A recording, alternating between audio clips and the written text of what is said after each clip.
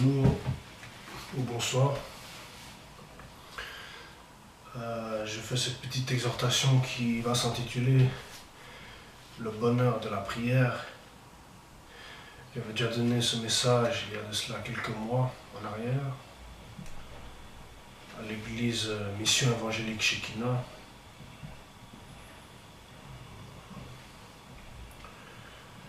Il y a un pasteur là-bas que je connais bien, qui me connaît bien.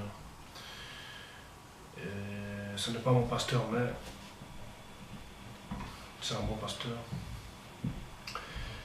Et je voudrais avec vous partager ce bonheur, le bonheur de la prière du chrétien. Et nous allons sans plus tarder ouvrir nos Bibles dans Psaume, livre de Psaume, chapitre 23. C'est un psaume très connu, un psaume du roi David, le roi d'Israël. Nous allons lire uniquement le verset 6 à la maison. Vous pourrez lire tout le psaume, il n'est pas très long. Le verset 6 nous dit, psaume chapitre 23, verset 6, je lis pour la gloire de Dieu. Oui, le bonheur et la grâce m'accompagneront tous les jours de ma vie, et je reviendrai dans la maison de l'Éternel jusqu'à la fin de mes jours. Donc le psalmiste qui vit dans la présence de Dieu, qui vit dans la communion de Dieu en permanence, nous dit au verset 6, oui, le bonheur et la grâce m'accompagneront tous les jours de ma vie, et je reviendrai dans la maison de l'Éternel jusqu'à la fin de mes jours. Merci Jésus. Merci Seigneur pour une telle parole. Tous ceux qui désirent vivre dans la présence de Dieu, qui ont donné leur vie au Seigneur, ou qui la donneront, et qui désireront demeurer en communion avec lui, pourront hériter de cette parole. Psaume chapitre 23, verset 6, c'est pour nous. Nous allons lire encore Matthieu, l'évangile selon Matthieu, l'évangile de Jésus-Christ selon Matthieu, au chapitre 6, et du verset 7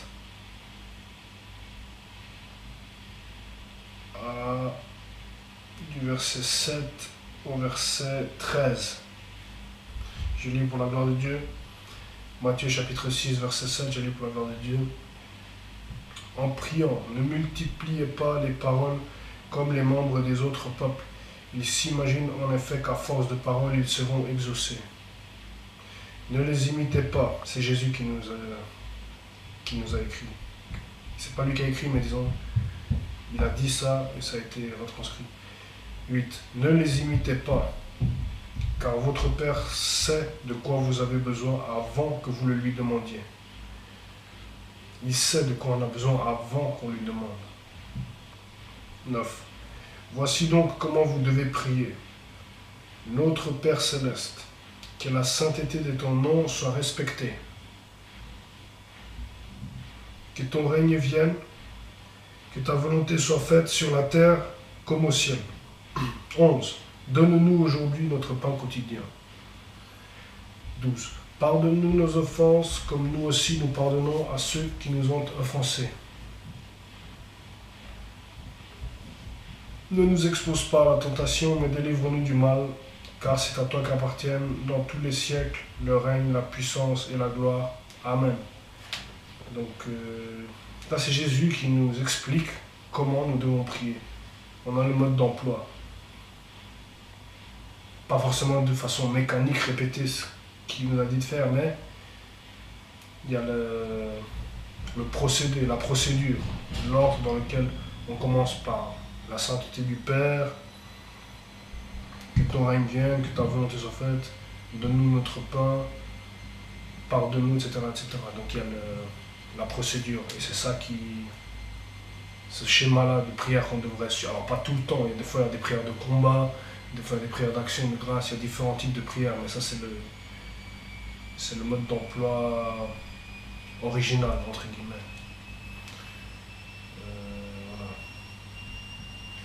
Nous allons prendre encore donc, le livre de Colossiens, l'apôtre Paul nous dit dans Colossiens chapitre 4, le verset 2,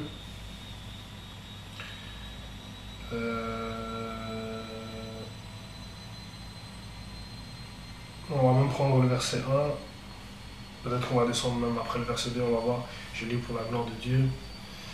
Maître, accordez à vos esclaves ce qui est juste et équitable, sachant que vous aussi vous avez un maître dans le ciel. 2. Persévérez dans la prière. Veillez-y dans une attitude de reconnaissance. C'est ce que je vous ai dit avant, les différents types de prières, la prière de reconnaissance. Priez en même temps pour nous, que Dieu nous ouvre une porte pour la parole, afin que je puisse annoncer le mystère de Christ, à cause duquel je suis emprisonné, et que je le fasse connaître de la façon dont je dois en parler. Conduisez-vous avec sagesse envers les gens de l'extérieur et rachetez le temps. Que votre parole soit toujours pleine de grâce et assaisonnée de sel, afin que vous sachiez comment il faut répondre à chacun. Voilà, donc ça c'était le verset 6. On a lu de 1 à 6.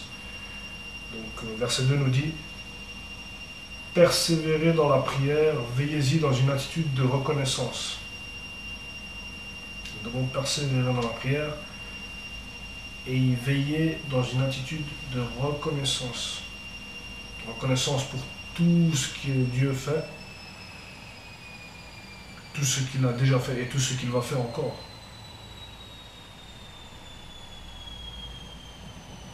Donc voilà le petit message que je voulais vous adresser. Persévérons dans la prière,